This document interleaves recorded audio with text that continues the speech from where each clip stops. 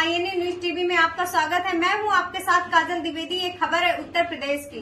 का जो इंसिडेंट हुआ, ट्रेन इंसिडेंट हुआ, उसमें मैं हावड़ा से कोलकाता से ट्रैवल कर रहा था कटक को, जहाँ पे मेरा घर है। कोलकाता में मैं अपने PhD रिलेटेड काम के लिए ही गया था, सैंपल कलेक्शन के लिए। मेरा फील्ड है सुंदरबन फॉरेस्ट रिजर्व।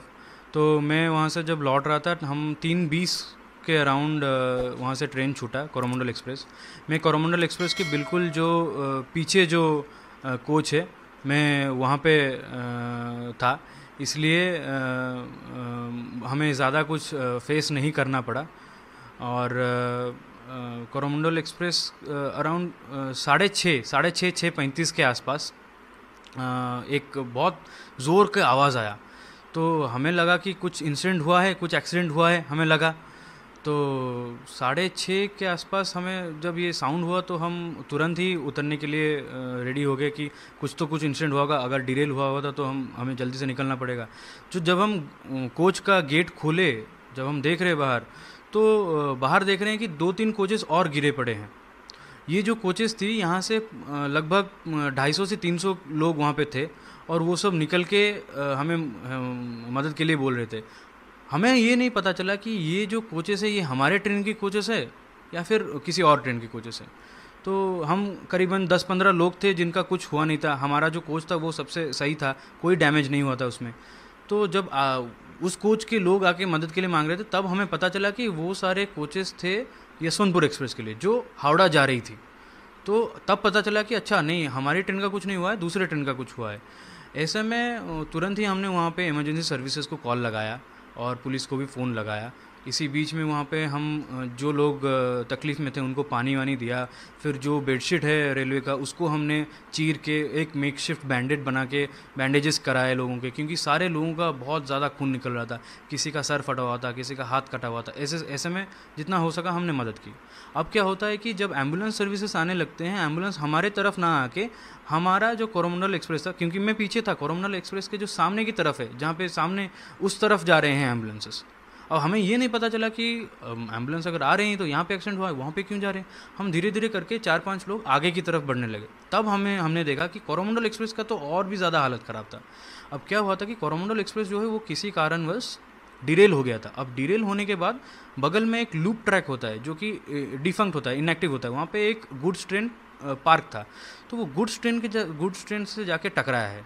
ये बात हमें बाद में रेलवे ऑफिशियल्स ने बताया कि गुड्स ट्रेन से जाके टकराया। फिर कोरोमंडल एक्सप्रेस का इंजन या फिर गुड्स ट्रेन का कोई कोच जाके बगल वाले जो यशवंतपुर एक्सप्रेस जो जा रहा था हावड़ा की तरफ, उससे टकरा गया। अब ये हावड़ा के यशवंतपुर एक्सप्रेस का जो 3 कोच था, ये तीनों के तीनों जनरल बोगीज थे। उसमें बहुत ज़्यादा कैजुअल्टीज हुई। तो ये मैंने पहले एक हावड़ा से चेन्नई की तरफ आ रही थी।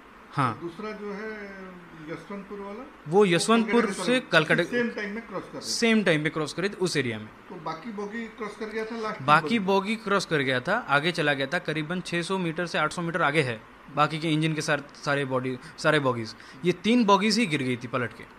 अब क्या होता है कि जब हम कोरोमंडल एक्सप्रेस के सामने की तरफ जाते हैं, हम देखते हैं कि उसका जो इंजन है वो करीबन 3-4 महले के ऊपर हाइट पे चला गया है। उसके नीचे सारे ये गुड्स ट्रेन का बॉगी है और कुछ जनरल बॉगीज़ हैं, वो सब बिखरे हुए पड़े हैं, पलट गए हैं सारे के सारे। एकदम एक्सट्रीम कंडीशन है, बहुत ही ज़्यादा केओटिक सिचुएशन था। अब यहाँ पे ऐसे सिचुएशन में जब आप जाते हैं तो पहले तो ये होना चाहिए कि पहले आपको देखना चाहिए कि आप सही हैं कि नहीं। हम करीबन 15-20 लोग थे जो कि काफ़ी सही थे, क्योंकि हमारे बॉगी को कुछ हुआ नहीं था।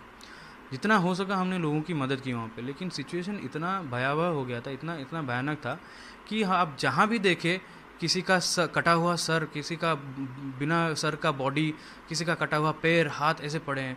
हर जगह देखिए तो कपड़े, लाल कपड़े, खून से बिखरे हुए। पूरा का पूरा ट्रेन ट्रैक बिखरा हुआ पड़ा है। ट्रेन ट्रैक्स नज़र ही नहीं आ रहे हैं, क्योंकि ट्रैक्स ही बिल्कुल उखड़ गए हैं।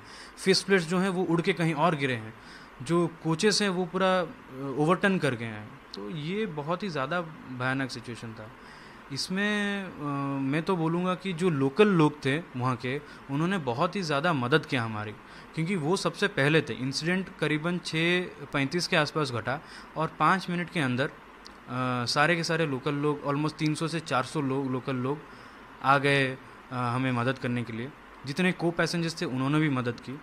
ऑथोरिटीज़ को आते आते करीबन 45 मिनट से 1 घंटा लग गया, लेकिन ऑथोरिटीज़ हालांकि थोड़ा लेट आई, लेकिन आते ही उन्होंने बहुत जल्दी से काम करना शुरू कर दिया और सबकी मदद करने लगे।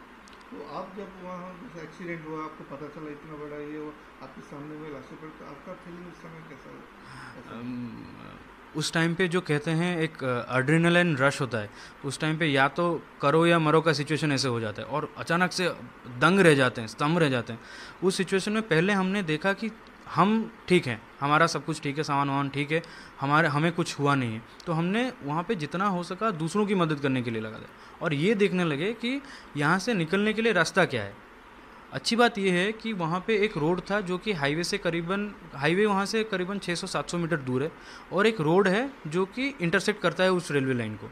उस रोड की वजह से ही इतने सारे एम्बुलेंस और फायर सर्विसेज वहाँ तक पहुँच सके, एनडीआरएफ की टीम इतनी जल्दी पहुँच सकी वहाँ पे, और डिस्ट्रिक्ट मजिस्ट्रेट और एसपी जो है बालेश्वर के, वो वहाँ पे 1 घंटे के अंदर आ गए और उस पूरे सर्विस रोड को एक ग्रीन कॉरिडोर की तरह बना दिया, जिसमें खाली गाड़ी कितना स्पीड में था उस समय, कुछ पता? क्योंकि कोरोमंडल एक्सप्रेस उस टाइम बालेश्वर छोड़ दी थी, 20 किलोमीटर बालेश्वर से दूर थी, वो स्पीड पकड़ ली थी। गाड़ी की स्पीड एग्जैक्टली तो मैं नहीं बता सकता, लेकिन करीबन 115-120 किलोमीटर प्रति घंटा की होगी। और इंटरेस्टिंग चीज़ ये है कि क्योंकि ये एक एलएचबी रेक है, दोनों की दोनों ट्रेनें एलएचबी रेक थी, और ये जो लाइन था ये अभी रिसेंटली ही मॉडिफाई किया गया था। ये सारी चीज़ें हमें रेलवे अधिकारियों ने ही हम बताया, वहाँ पे जो लोग आए थे हमें पूछने के लिए कि कैसे हैं क्या है, हमारे पूछताछ करने के लिए, उन्होंने बोला कि ट्रैक्स बहुत अभी रिसेंटली रेनोवेट किए गए थे। अब इसमें अगर इतने इंपॉर्टेंट ट्रेन का एक एक्सीडेंट होता है और डिरेल हो जाती है बिना किसी कारण से, तो यहाँ पे तो कोई ना कोई चूक रही होगी, या तो चूक सरकार मिनिस्ट्री ऑफ रेलवेज़ की तरफ से, रेलवे अधिकारियों की तरफ से हुई होगी, और क्योंकि रेलवे अधिकारी बोल रहे हैं कि वहाँ पे अभी अभी रिसेंटली रेनोवेट हुआ था, तो कहीं ना कहीं कोई बदमाशी की गुंजाइश भी हो सकती है। ये तो हम बता नहीं सकते जब तक इन्वेस्टिगेशन ख़त्म नहीं होती है, लेकिन अगर ऐसा कुछ होता है तो इसमें तो बहुत ही ज़्यादा कड़ी से कड़ी इसके बारे में जांच करनी चाहिए। तो वकील आप सेव हो गए, क्या कहेंगे बाकी पैसेंजर के बारे में जो बच गए हैं? देखिए, सबसे पहले तो ये है कि जब हम इतने सारे डेड बॉडीज़ देखे वहाँ पे, आप यकीन नहीं करेंगे कि छोटे छोटे बच्चे अपने माँ बाप को ढूंढ रहे हैं, पूरा का पूरा परिवार तहस नहस हो गया है, किसी का हाथ कट गया। हमने एक 15-16 वर्ष का एक लड़के को देखा जो अपने बाप को लेके जा रहा था, उसका खुद का सर फटा हुआ था, खून निकल रहा था, उसके पिताजी का हाथ कटा हुआ था, वो हमें हेल्प के लिए मदद के लिए पूछ रहा था। तो इस सिचुएशन में तो दया तो आती ही है। और मैं बता रहा हूँ, जब मैं पहले 1-2 घंटे में वहाँ पे जाके लोगों की मदद कर रहा था, मैं खुद देखा हूँ कि ऑलमोस्ट 200 से 300 डेड बॉडीज़ में खुद देखा हूँ। डेड बॉडीज़ ऐसे हालत में थे कि 40-50 मीटर दूर ट्रैक से गिरे थे, फटाक से, मतलब इम्पैक्ट इतना तेज़ था कि वो दूर जाके गिरे थे। इस केस में जो अभी का जो डेथ टोल आ रहा है 250-300 के बीच में बोला जा रहा है सरकार की तरफ से, ये आई एम सॉरी लेकिन ये बढ़ने की इसकी गुंजाइश है, डेथ टोल बहुत ज़्यादा जाएगी। तो ऐसे में तो मैं जितने फैमिली मेम्बर्स हैं, जिनके फैमिली मेम्बर्स का डेथ हुआ है या फिर इंजर्ड हुए हैं, उन सबको मेरी तरफ से कॉन्डोलेंसेस है। और ऐसे में सरकार एटलीस्ट इतना तो करना चाहिए कि ये जो 300-400 लोग मरे हैं, इनके जान के खातिर ढूंढना चाहिए कि एक्चुअल में रीज़न क्या है और जिसकी गलती है। लेकिन इतने लोग ज़्यादा जो लोग मरे हैं, इसका कारण क्या है? जो जनरल बोगी था सब, जो सामने की तरफ जितने थे वो सारे जनरल और स्लीपर बॉगीज थे।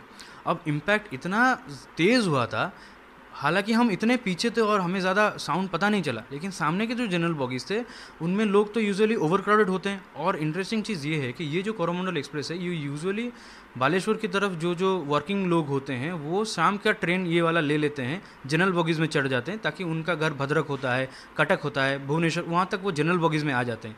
ये इसलिए बहुत ज़्यादा क्राउडेड होता है जनरल और स्लीपर बॉगीज़।